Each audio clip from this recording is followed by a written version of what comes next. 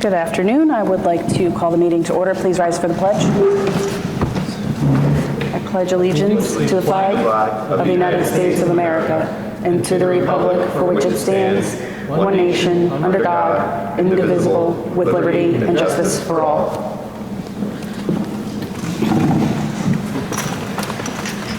So we have everyone in attendance from the board this evening besides Scott, our president, and we're going to kick right off with Mrs. Pratchler's waste reduction plan presentation.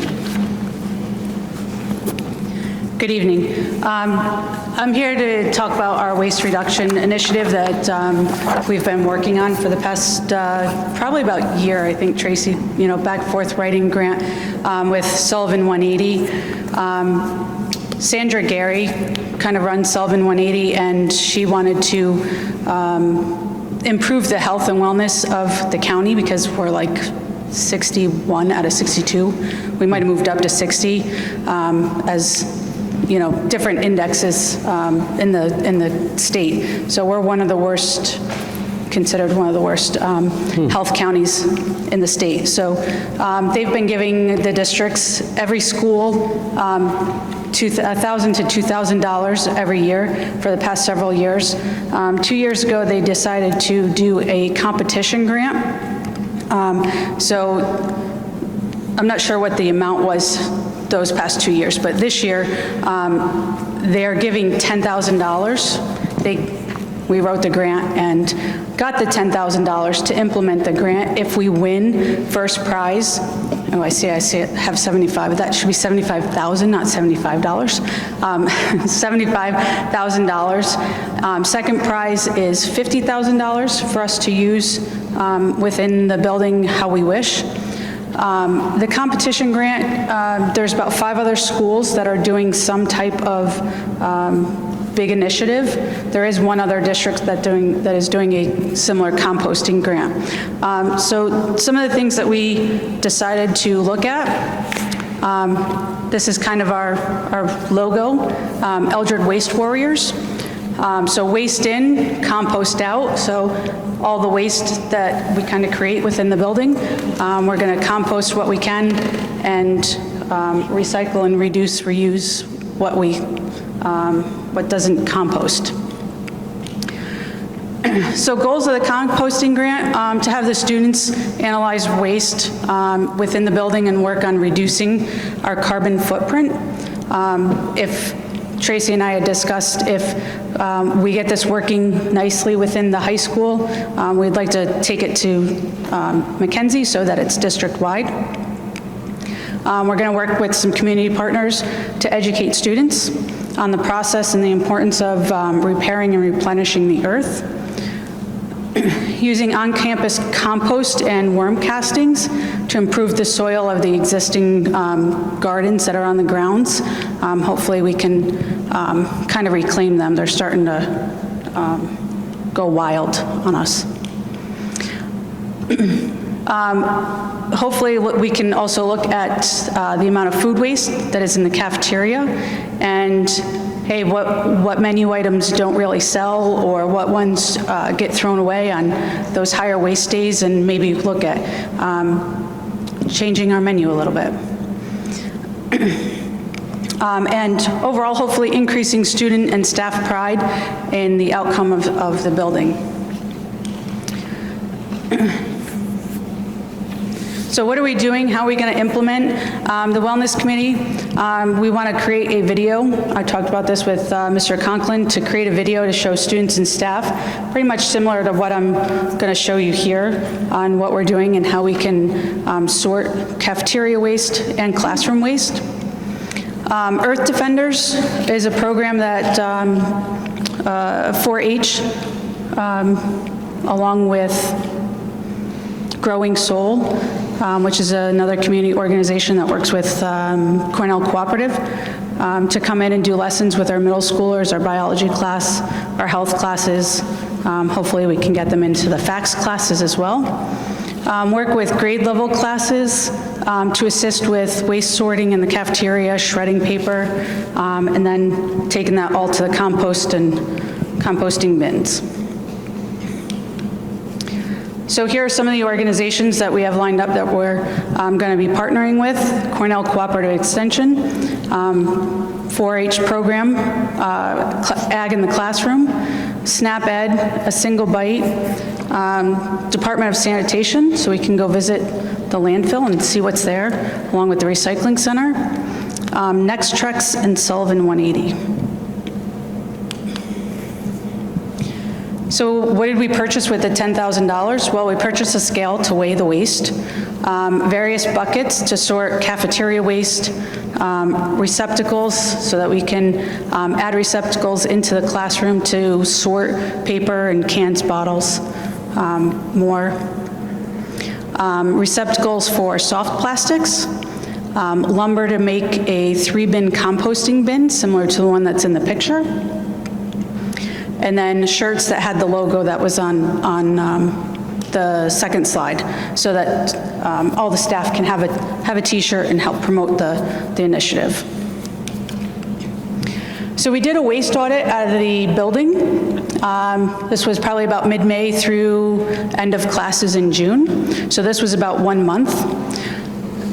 So the custodians were generous enough to weigh, and we did it by floor, so we could see which floor maybe was producing the most: the cafeteria, the kitchen, and outside. So for those 4.5 weeks, 5 weeks, we totaled 4,319.95 pounds going into the dumpster. That equates to a white Rhino or that Lexus. So just giving you a visual. So now multiply that by 12, for each month of the year. Obviously some months are a little higher than others. So that's a lot of waste going into the dumpster, into the landfill. So what are we going to do? How can we adjust that? How can we get those numbers down? So we obviously know that the cafeteria and the kitchen are going to be 2 of our highest waste because all the kids come through there. We have a lot of food product that goes. So that's one of the initiatives. So here's some of the signage that we want to put up around so that the kids kind of see what you can compost and what you cannot or should not. So in the cafeteria, up here on this table, I have various buckets. So one we're going to have for liquids, because we don't want to put too much of liquid into those composting bins. But we also don't want milk into the composting bins because the dairy and the meat don't break down. So we also have a bucket for meat products and dairy products so that they can be utilized somewhere else. And then fruit and vegetable, bread items into another bucket. So the fruit and vegetable stuff can all go to the composting bins that are going to be constructed up by the modular. So we take those composting bins, or compost, we break down cardboard, because we get a lot of cardboard, and then we are also going to shred paper, and you layer those. And the maintenance guys that mow, they're going to collect grass clippings because you need greens, browns, and then the food waste. So we're going to work with that and compost it all. I'm going to work on, depending on how much of the meat and dairy products, we can take that and use this nifty little thing called a Lomi. Creates a nice odor. The kids complain. So you put the food stuff, I should probably clean that, in this bucket, and then the bucket goes into there, you turn it on, and it basically dehydrates. And it doesn't have to be just the meat and dairy, like you could put the vegetable stuff in there as well, and it dehydrates into just flaky little stuff that you can then go back to the compost and put in there, and helps break down some of that other materials. So the receptacles that we're talking about, some of the classrooms, or most of the classrooms already have the green, so we're going to keep those and then add in where we can to be able to do just paper, so we can sort paper out, and then a blue bin for just bottles that have a bottle top receptacle. So these are just the pictures that are up here on the buckets, so that it allows kids to visually see what's good and what's bad, what goes in what bucket. The paper products, so napkins and compostable trays can also go into the composting bins. And the food and plastics, they cannot, okay? So that's gonna be probably that's gonna end up being one of our dumpster areas. We're not sure about that. One of the last things that we're doing is we connected with Nextrex. Nextrex collects various soft plastics, so like your grocery bags. And it's funny, I have examples because the amount of stuff that's in my room right now is crazy. So like the plastic that one of these lids came in, the bubble wrap that gets sent by Amazon all the time, can go into this little receptacle, and this graphic is the magnet that's on the table in front of you. So if we collect 1,000 pounds of plastics within a calendar year, Nextrex will donate a bench back to the district. So if we don't get $1,000 or 1,000 pounds, okay, but it saved that amount of plastic going into the landfill. So hopefully we can kind of reduce our waste going into the landfill and get kids to see how the food scraps that we create can be composted, we can use them, we can improve our carbon footprint on the earth. So that's what I have. Any questions? Yeah. Yeah, go ahead. So are we encouraging students to bring in plastics from home? Or are we looking at just school initiative, we're going to be trying to stop our waste here? I would like to start with school, I think, first, just to get them in the mindset of, hey, this is how things work. So they get the idea of sorting, but we can absolutely open it up to bringing in some of those plastics. Like I was just talking to Ms. Lombardi that my family has a pellet stove. So those plastic bags from the pellets can be recycled, and instead of burning them or throw them in the landfill, I'll bring them in and put them in there. So eventually, yes, we would like to bring some of that stuff in, but we don't want kids bringing in like their food scraps. Right. You know, because that becomes a problem with them bringing it on the bus, so. Right. Maybe it's just because I'm a hopeless optimist, but what if we gather 2,000 pounds of soft plastics? Do we get 2 benches? We would get 2, I believe we would get 2. The buddy benches. The buddy bench, yeah, similar to a buddy bench, so. Okay. Our actually current 8th graders did some of this when they went to Ashokan last year, so they have a little bit of the base knowledge of the reduction of the food products, trying to get down to zero waste. But that was also a conversation I had. I did a SNAP-Ed symposium 2 weeks ago, and that was a question to one of the presenters. I'm like, are the regulations changing at all? Because a lot of kids, you know, they go through the cafeteria, they have to get all of these items, but they only want to eat that one. And they said, no, they're not changing regulations on what school lunch needs to look like and what those components are. So either we have to find what the kids will eat or make it more presentable so it looks like something that they want to eat. So. Yes, Kristen, go ahead. What about bears? What about bears? Bears are typically attracted to the meat products, so as long as the meat products are not in there, they shouldn't be a problem. You can also mask some of it with the coffee grounds. So at breakfast, they have, I don't know how many pots of coffee that they go through, so those coffee grounds can go on the top and it helps reduce that odor. So. And if we find that we have a problem, we'll look at adjusting, obviously. I don't think we will, though, because a lot of people do the composting. Anything else? I think it's a great idea. It's a great All right. initiative. Thank you. Thank you. And I'll keep you updated as we continue to do waste audits and look at numbers and whatnot throughout the school year. So, and we have to present this to Sullivan 180 in, I think it's late May. So we'll have some good data. No, September of next year. They didn't want to do it at the end of the school year. So, Okay. Thank you. thank you. Thank you. Okay. Moving right along, we're going to go to the superintendent report. Tracy? All right, so what I have, I decided a picture's worth 1,000 words. So I wanted to give you some update on the construction. So they are moving quickly along in the past couple of weeks. It's like, I saw that the field house, we had a foundation and then it was framed. Well, now, as you can see, we have a field house. And by the end of tomorrow, they're supposed to have the sinks installed, the toilets installed. They've already got the fans installed for each of the bathrooms.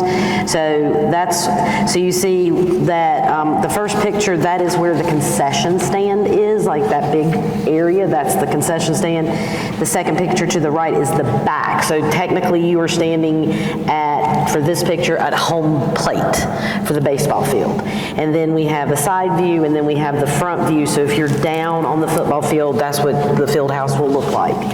On the next page, these are the bleacher footings and ramps. So, moving across, you can kind of see where they tiered it. That's where the bleachers will go, and they've already poured the concrete footings for that. And then going pretty much clockwise, that concrete is the ramp. Because that hill, basically where used to be the driveway when you would go down, it's a definite grade. So that's why it looks like so many switchbacks, because it has to be a certain grade for ADA accessibility. So they're almost done with that. And then on the next page is they've already got in the fencing for the baseball field, the foul line post. They've already got the scoreboard, where the scoreboard is going to be perfect. It's literally in the center field. So wherever you see, you can see the scoreboard. That is the retaining wall, and the picture in the lower right, that's going to be the high jump area. So they are working on that. They have put in fencing around certain areas. We are having some issues with people going onto the construction site on the weekends. Yesterday I was up there with Caleb, and this family of 4 decided to drive up in their Subaru Forester. And I said, what are you doing? Well, where's the track? And I said, well, the track was here and you're in a live construction zone. Get out. They were from Massachusetts, so I think they were just checking it out. But we talked about today at our meeting this morning about making sure there is very, very visible signs, because there are signs that says it's a hard hat area, it's a construction zone. We need bigger signs, so they're working on that, because again, people they want to go check it out, and I understand that, but it's also a safety issue. You cannot go in a construction zone. So other than that, we are rocking and rolling. I know there was questions. Originally in the plan, we were going to put the press box with the concession, the field house, but that actually got moved. So the press box, if you look on the back of the first page, that top left hand and right underneath bleachers and footing. So on the very top of that will be a concrete pad. That's where the press box is going to go. That makes sense. Because the press box and the bleacher system go hand in hand. Yeah, that makes sense. So that was one question that was brought up, but everybody is aware of their deadline. We are still moving right along. The only thing that is going to move, which doesn't impact football, is because of the track curing. So you can pave the track, but as far as to get that rubber coating down, that has to be down, it has to cure for 2 weeks. They are running into an issue where it might, in October, you start looking at frost, you start looking at stuff like that. They can get it paved, but they are really questioning the timeline to get that coating down. So I said, my suggestion was we get it paved, because I can't have dirt, but to wait on the track surfacing to happen in May. so that it's done correctly. Because I don't want to take a chance on frost getting in there and they lay it down and then it starts cracking. So that's right now the only thing that might be held off to the spring. I know that would set our track season back another year, but we haven't had track meets there for 7, 8 years. I would rather wait another season and do it correctly. So that's our only conversation right now. But other than that, you know, it's going. I have uploaded these pictures to our website. So if you go to the bond project, you can click on it and it says construction updates and they have all. So this is now open to the public as well. Nice. Maybe that'll cut down on people going up there. Maybe. Maybe. So, but that concludes my report. Okay, thank you. Any questions from the board for Tracy? Done, thank you. No? Okay. To Caleb, we're going to do the business official report. Okay, so mine's going to be quick too. It's along the same lines as hers. It's just the money side of that. I gave you guys a little breakdown of what our original budget was, who we awarded all of our contracts to, and what change orders exist. So the front one is obviously the finance on it. We did $12,730,000 is the size of the bond. Right now, our net change orders are actually in our favor. We've had $42,910 in our favor. The main change orders, so they're right behind there, are we had $150,000 that we saved on the retaining wall material. And actually, I think the one that we ended up choosing looked a lot nicer than the one that cost more, which worked out nice. Rock and soil remediation. So I remember at the beginning we were talking all about stumps and rocks and debris and all that. They found it. It was towards the back of the football field to the left, like where the high jump is going to be and where the baseball field is. So that's where they were tossing stumps and junk and all that kind of stuff. So that $50,000 change order is for that, and also to break up a massive boulder that was found under there. I mean, Yeah, where the bleachers are currently going, they I wouldn't call it a rock. So they literally had to break it up and then move it. Then we added fencing by the ponds. There's 4 catch basin ponds that are going to be behind the track. We added fencing around that. And then the $15,400 fencing is a fence and gate that's going to be able to block off the path down to those ponds in the cross country during football games. And then also fencing around the high jump. It's not a massive fall, it's like 6 feet, but we don't obviously want someone to like go up there. It's less than 4 feet. It's less than 4. But still, if you're walking backwards watching, I was like, no, we have to have fencing, because what if somebody just keeps walking backwards and then drops off like 3 feet? That's still gonna hurt them. And then we added the baseball scoreboard, that was $19,000. And that's still a net change order of -54. The other change order is we're going to purchase some of this restaurant equipment. It says restaurant equipment, but it's cooking equipment for the concession stand. Just because at one point we were worried about the budget. This could end up getting added back at some point, but currently we didn't accept that alternative because we have to stay under the $12,730,000. So we thought, well, we can probably buy that on our own dime. So far, we're doing pretty well, though. And then striping for additional sports. Apparently, the quote that they gave us originally didn't include the 8-man football striping, so we had to add that in. And bordering to the letters and for our mascot to make it pop a little bit more. But most of it is for the 8-man football striping. And those have been the only changes so far. Every month, I'm going to update you on the changes and just kind of let you know where we are as far as the budget goes. Right now, we're a little under budget, and we do still have that contingency. We have $203,000. That's our buffer. Okay. So we're in good shape there.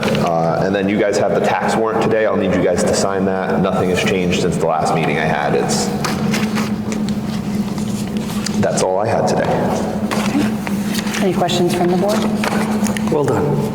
No? Okay. Perfect.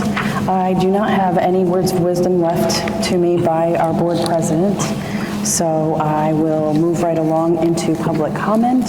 Is there any public comment on the consent agenda items only? Okay. I need a motion to approve consent agenda items 5.01 through 8.08. Need the motions first. And I need a second. Okay, discussion. So discussion, we are going to table 7.06 for the approval of substitute salaries, just to gather some more verbiage around what we are seeing as non-certified or substitutes versus certified substitutes, just to make it a little bit more transparent in what the daily pay rate is for each of those. So that there's no confusion. We want to make sure that we table that for now, and we'll bring that up at the next board meeting. So accepting 7.06. Do we want to vote on 5.01 through 8.06, accepting 7.06? Sure. Okay, Nancy? Yes. Kristen? Amador? Yes. And I'm a yes. Okay. Any old business to come before the board? I do have some communication, actually, that we want to share that we received from Roxanne Dowd, one of our faculty members, and I'm just going to read it, and it's entitled, "Attending a BOE Saved My Life." Dear BOE members, I bet not many people can say this. I can. Thank you for saving my life. I know that you did what you would have done because it is the kind of people you are. However, the words just don't express the gratitude my girls and I have. So I repeat, thank you for saving my life. Love, Roxanne. Very nice. And no old business. We do have new business. We have a walk-on motion. I will read the resolution. Be it resolved upon the recommendation of the superintendent of schools pursuant to section 3012 of the education law and in compliance with part 30.3 of the rules of the Board of Regents to appoint Dana Valenti Gaeta to the position of earth science teacher for the 2024-2025 school year in the earth science tenure area with a probationary period of 3 years commencing September 1st, 2024 at a salary to be on step 10 of the teacher's contract base salary, $74,414. To the extent required by the applicable provisions of Education Law 2509, 2573, 3212, and 3014, in order to be granted tenure, the classroom teacher shall have received composite or overall annual professional performance review ratings pursuant to Education Law 3012-C and/or 3012-D of either effective or highly effective in at least 2 of the 3 preceding years. If the classroom teacher receives an ineffective composite or overall rating in the final year of the probationary period, he or she shall not be eligible for tenure at that time. For purposes of this subdivision, classroom teacher means a classroom teacher as such terms are identified in sections 30-2.2 and 30-3.2 or this part. I need a motion to approve this walk-on motion. I'll make the motion. Motion made by Amador. Do I have a second? I'll second. Second by Nancy. Any discussion? Okay, we'll take a vote. Nancy? Yes. Kristen? Yes. All right, so it's all yeses. Second, public comment on anything. Okay. Announcements, our next meeting will be held Thursday, September 5th, and it'll be here at 6 p.m. We do not intend to go into an executive session, so accepting anything else, hearing none, I'll take a motion to adjourn. I'll make the motion. Make a motion. I'll second. Second. All in favor? Aye. Aye. See you next month. Yay.